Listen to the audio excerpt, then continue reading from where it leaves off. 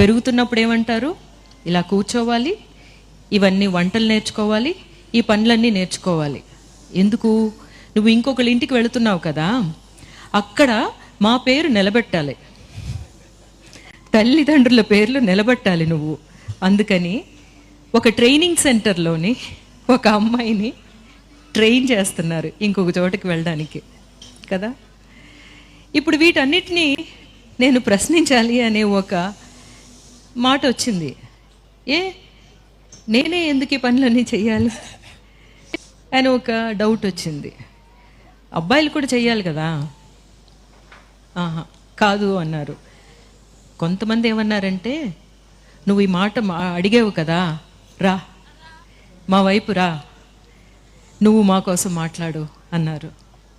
అలాగ వెళ్ళినప్పుడు అర్థమైంది, అలా నన్ను తీసుకెళ్ళి చేయి పట్టుకుని తీసుకెళ్ళిన వాళ్ళు అందరూ కమ్యూనిస్టులని అర్థమైంది నాకు. అప్పుడు నాకు అర్థమైంది, ఓహో నేను ఇంతవరకు మాట్లాడింది కమ్యూనిజం అన్నమాట. అప్పుడు నన్ను నేను నా కామ్రేడ్స్ తోటి చేయి కలిపాను.